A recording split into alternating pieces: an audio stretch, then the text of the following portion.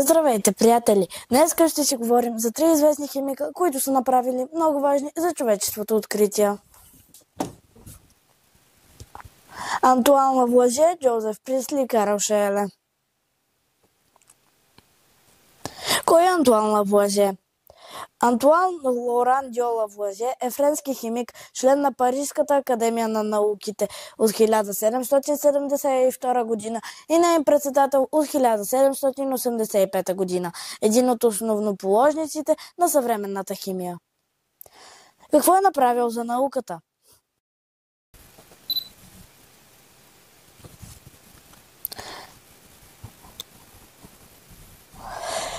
Той установява ролята на кислорода при горенето и дишането 1780 година, независимо от Джозеф Присли и Карл Шейле, закона за запазване на масата при химични реакции, както и състава на въздуха, водата 1770 година и диаманта 1773 година.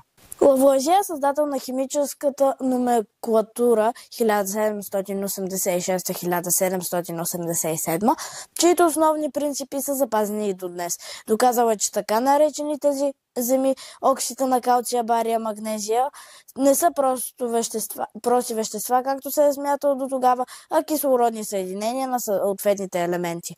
Лавуазие е един от основателите на физико-химичното изследване и в областта на биологията.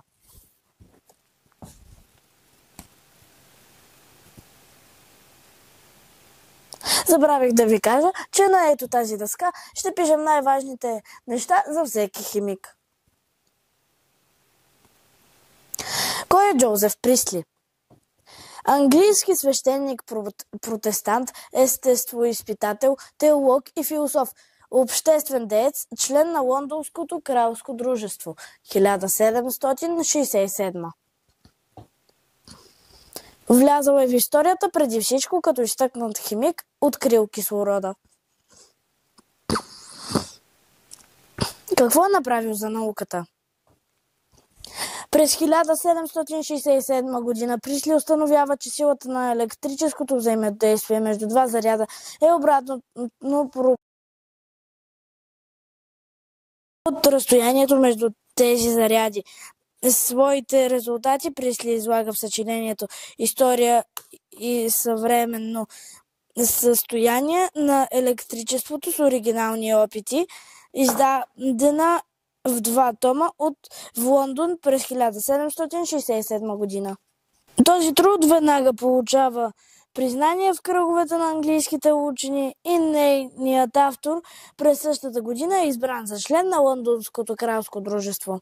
На 1 август 1774 година Джозеф Присли открива кислорода. Кой е Карл Шейле?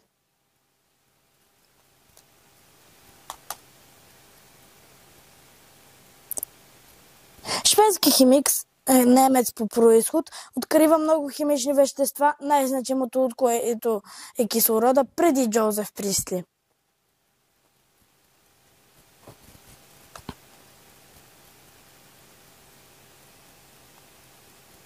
Какво е направил за науката? Неговите проучвания го довеждат до откриването на кислорода и азота през 1770 година, за което съобщава в единствената си книга "Химически трактат за въздуха и огъня" през 1777 година, като губи част от славата си в полза на Джозеф Присли, който независимо от него открива кислорода през 1774 година. Общото между Антуан Лавуазие, Джозеф Присли и Карл Шейле е, че всички те са били известни химици, които са направили значителни приноси към развитието на науката за химията. Двотът се свързва с тяхната работа и открития в областта на химията. Всички тези химици са оставили трайно наследство в областта на науката за химията и са известни със своите открития и приноси към развитието на химията. Сега, приятели, е време за малко въпроси. Така, превключвам. Може да видите. Започваме с Антуан Лавуазие. който установява ролята на кислорода при горенето и дишането, независимо от Джозеф Присли и Карл Шееле. Открил е закона за запазване на маса при химични реакции, съкратено е, и е един от основателите на термохимията.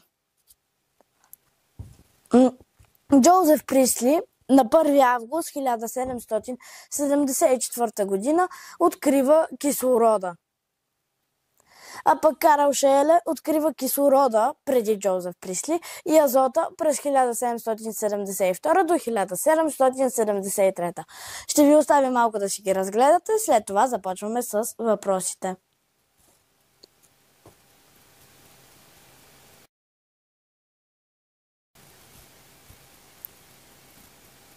Скрих ги, защото започваме с въпросите. Първия ще е за 20 секунди, защото за този химик говорихме първо. Какво установява Антуан Лавуазие за кислорода?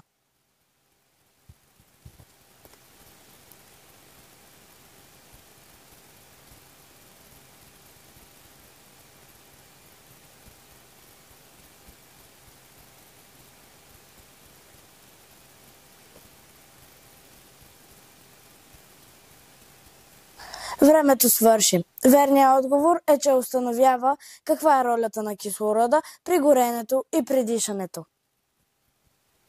Втори въпрос. Кой открива кислорода? Имате 15 секунди, които започват да текат сега. Въпросът е, кой открива кислорода?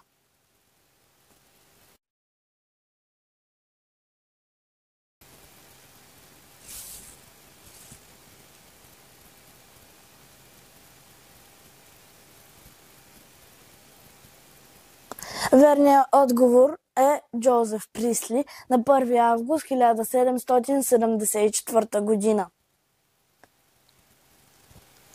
И дойде време за последния въпрос. Кой смята, че е открил кислорода преди Джозеф Присли? Имате време 10 секунди, които започват да текат сега.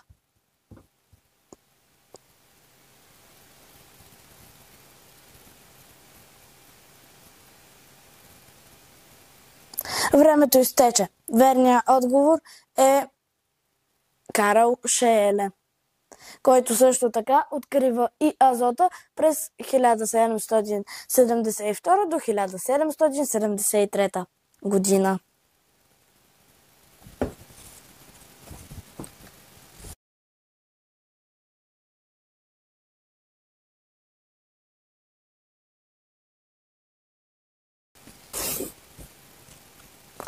Благодаря за вниманието и за отделеното време.